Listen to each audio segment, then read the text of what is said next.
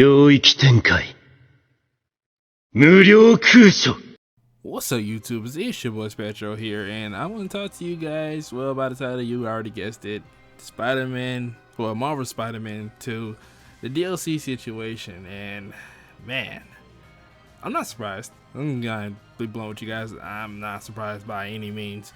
Honestly, I did say what was it, about a week and a half ago, I made a video like literally talking about the situation. I was like, I almost forgot about it, and yeah, I did. And then I came back to check on the anniversary of Marvel Spider-Man 2, and Lord and behold, you know, they dropped that PC, PC first she's gonna come out. So I mean, you guys, some PC gonna get it, PC players got a W, but everyone else is like real angry, a lot of people kind of turned on the game, which I'm not surprised because that happens a lot. You guys tend to do that a lot, not even with just games, also movies. But you know what? That's not here to talk about movies. Here to talk about the game Marvel Spider-Man 2, and the DLC situation is that, like I said before in the last video, they had the whole data breach, right, last year.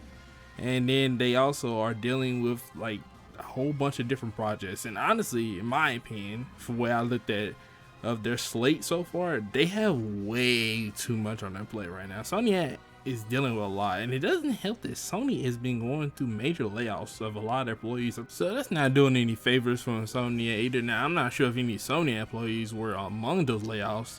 I mean, I imagine not, since now they're literally their golden goose. I don't know why Sony would ever want to do that, but Sony has made crazy decisions in the last decade, so I wouldn't put it past them. And with this whole situation, honestly, guys, I think we should just go ahead and just wrap it up. Look forward to the PC mods and have a good time. Everybody laugh, have a good time with the funny mods that's gonna come in, because those are definitely gonna be hilarious. All right, I had to give it to the modding community of the Marvel Spider-Man games. You guys are goated, man. You guys are hilarious to the mods.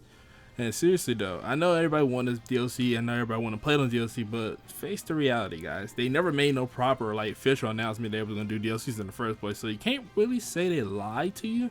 Only thing you really have proof of is that they had the whole with the glitch thing, where you saw like the dev menu and everybody saw it and they saw the little title, which I'm not sure if that was supposed to be listed for a DLC. That was just it might have been just a placeholder name for a DLC. It might not even been the name of the DLC they were going to do, but regardless of what their plans may have been, at the end of the day, Sony had already made their decision. The data breach was pretty severe for them. Like I said, a lot of employees lost personal information that got leaked out into the web. Dealing with that situation on top of also working on Venom game, also working on Insomniac Wolverine, and also they had to work on Insomniac Spider-Man 3, which I doubt they doing any work on that right now. They're probably gonna say, I think they're listening for 2028, which is really far from now. But now I'm looking at it, Venom's gonna have to be a lot of content done in that game. I'm not sure what they're planning to do for Venom, but they need to pull a lot of content in that game. While this may not have been their original goal when they did make these side missions for Marvel Spider-Man 2, Sony has to realize it was just bad decision to make a side mission like with Carnage and with Cletus Cassidy, and you don't end it, you don't have a conclusion, or it doesn't lead to anything. These cliffhanger side missions they're not good. They're not good at all.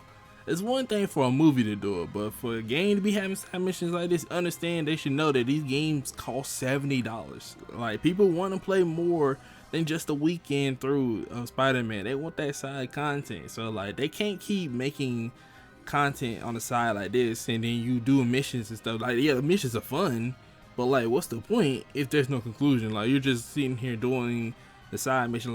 This is a Cletus Cassidy mission, you went following all his trails and stuff. You find out he's a co-leader and stuff like that, and then you find out at the end he gets the symbiote Carnage, and then that's that. We don't fight Carnage or nothing. That's that. That's of course leading people on to believe it's gonna be DLC. So I'm not gonna say that Sony is really innocent on the situation. They basically led people to believe that DLC was gonna come. What else are you supposed to think? Obviously, you want from the thing they were gonna wait all the way to a Sony and Spider-Man 3. Marvel Spider-Man 3, guys, think about how long that is from now. I don't think it's that long, but still though, you got Wolverine, Venom, you have all these games lined up. All I'm saying is that if Sony was going to make these games and this was part of their roadmap from the get-go, all I'm saying is that they shouldn't have never done the side missions. They should have just chose different side missions then. They should have just honestly went a different route. or at least have it so these side missions would be, I don't know, complete. Like, I can actually fight, you know, have an actual satisfying ending to the side missions. And not all side missions got to be all, you know, big characters like Carnage or Chameleon or Mysterio. You know, those little small missions where you went to go and find Howard, or you go talk, you go help the girl find her dad. Oh, was it? I can't remember if it was her dad or grandfather. That was really great. That's probably one of my favorite missions from Marvel Spider-Man 2. It was just a good side mission to do. And as for the other side missions with Carnage, Chameleon, Mysterio, I think that was like the only 3 villains that you fought. It might have been more. Oh yeah, and then you had the Spider Bots, but I mean, I'm not gonna really count. I counted. It was technically like a side mission. Yeah, technically was a side mission, but I mean, I don't think that's really gonna contribute anything, guys. For that was just a cut scene from Across the Spider-Verse. They just threw that in there, and it was like, yeah, here, take this. But you know, everybody got the leaks and stuff, and they found out about the little great web game, and you know, everybody got to thinking that that was gonna lead into that and that whole situation. Guys, just you can dream. You can dream. I'm not gonna tell you can't dream about the game, all right? That's not fair for me to tell you that you can't dream about a game, you can't have a fantasy about it, but we all know how that route was gonna go, alright? My personal opinion on it was that before the hacks, before all that went down, I do think they were originally going to do DLC for Marvel Spider-Man 2, but the hack threw everything, all tracks, everything was ruined, honestly. They had a plan. There's no way they just did these side missions like this and left them on cliffhangers. And you know, you just was not gonna be able to complete them in some way. Like, obviously they were gonna do them in Marvel Spider-Man 2, but they just got sidetracked with the whole data breach, and they had to prioritize that, so they pushed back everything. Everything had to get pushed back.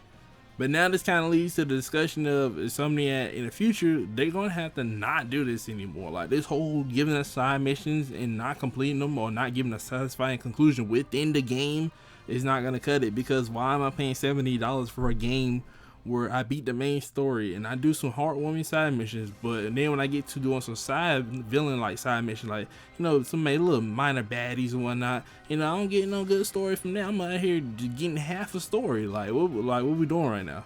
We get half a story.